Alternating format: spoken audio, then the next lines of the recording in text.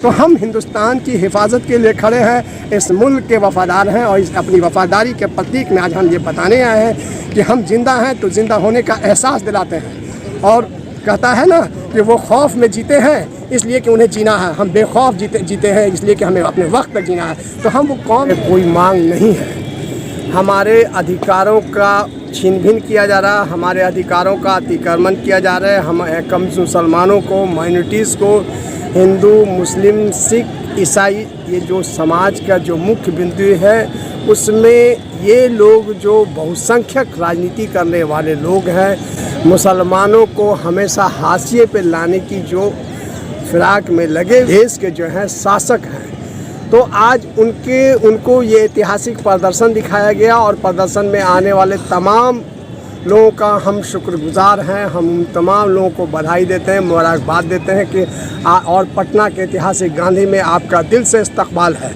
लेकिन दोस्तों, आप ये जान रहे हैं कि आज हिंदुस्तान की सियासत किस चौराहे पे खड़ी है, हिंदुस्तान का डेमोक्रेसी किस जगह पे खड़ा है, हिंदुस्तान के कॉन्स्टिट्यूशन को किस तरह से बर्बाद किया जा रहा है, हिंदुस्तान के कॉन्स्टिट्यूशन को ना मानने वाले लोग, हिंदुस्तान के कॉन्स्टिट्यूशन को अमर्यादित तरीके से टिप्पणी करने वाले लोग आज मुसलमानों के पीछे पड़े हैं। उनका मकसद एक है कि भारत के अंदर विभाजनकारी नीति अपनाना और निकाल करके मैक्सिमम मेजॉरिटी क्लास के लोगों का वोट लेकर के सत्ता में बने रहना।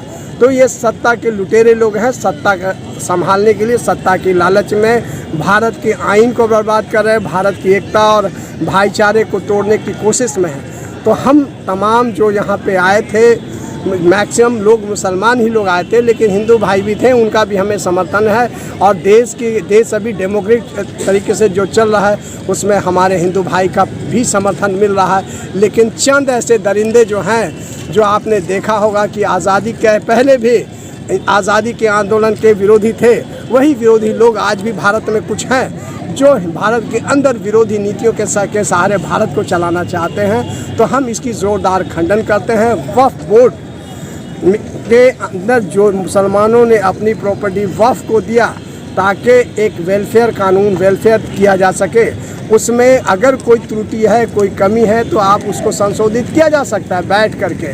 लेकिन गैर पार्लियामेंट्री तरीके से आप कोई बिल लाएं और मेजॉरिटी आपके पास है, सरकार आपके पास है, इस तरह से पास कराना, ये कहीं से भी सही नहीं है। ये भारत के लोकतंत्र के ख़िलाफ़ है। भारत में जो भी कानून बनता है वो पब्लिक के हितों के लिए बनता है, पब्लिक के लिए बनता है। तो आप ये कैसे कहते हैं कि हम फलाना का ये अधिकार का हनन कर देंगे, उनके इन अधिकारों को कर देंगे। आपने देखा होगा कि इसके पहले तलाक वाले मामले में जिस सब्जेक्ट आपका नहीं, जिस रीति रिवाज को आप जानते नहीं, उसमें आप हस्तक्षेप करते हैं। आप बाबरी मस्जिद के मामले में भी जिस तरह से भारत के अंदर छिन्न भिन्न स्थिति पैदा की गई, आज कोई ना कोई उथल पुथल भारत के अंदर किया जा रहा है। तो हम इसका मंशा समझ रहे हैं। ये हैं कौन लोग? ये भारत के दिल और दिमाग के साथ चलने वाले लोग नहीं। भारत का हृदय तो ये कतई हो नहीं सकते। भारत का हृदय वो होगा जो भारत की आत्मा, भारत के सभी समाज को लेकर के चले, लेकिन इनके साथ ऐसी मंशा नहीं है। तो हम हिंदुस्तान की हिफाजत के लिए खड़े हैं, इस मुल्क के वफादार हैं और इस अपनी वफादारी के प्रतीक में आज हम ये बताने आए हैं कि हम जिंदा हैं तो जिंदा होने का एहसास दिलाते हैं। और कहता है ना कि वो खौफ में जीते हैं इसलिए कि उन्हें जीना है, हम बेखौफ जीते हैं इसलिए कि हमें अपने वक्त तक जीना है। तो हम वो कौम नहीं है, हम हिंदुस्तान के लोग, हिंदू, मुस्लिम, सिख, ईसाई, जो अपने उसूलों पे और वजूदों पे चलने वाला, वो किसी चीज़ से डरता नहीं।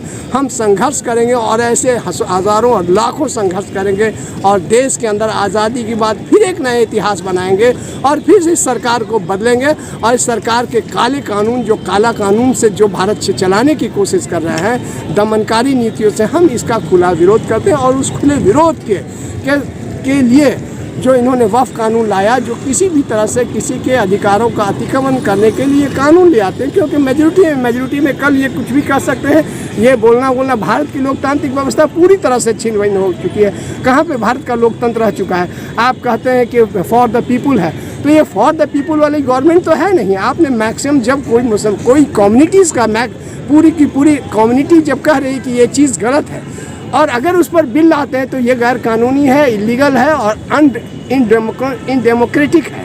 तो ये डेमोक्रेसी चलाने वाले लोग नहीं, ये ऐसे लोगों से हमको भारत को बचाना है। और इस भारत को बचाने का ये संघर्ष है, ये किसी हिंदू मुस्लिम सिख ईसाई का संघर्ष नहीं, भारत को छीन भिन करने वालों के खिलाफ एक आवाज़ थी।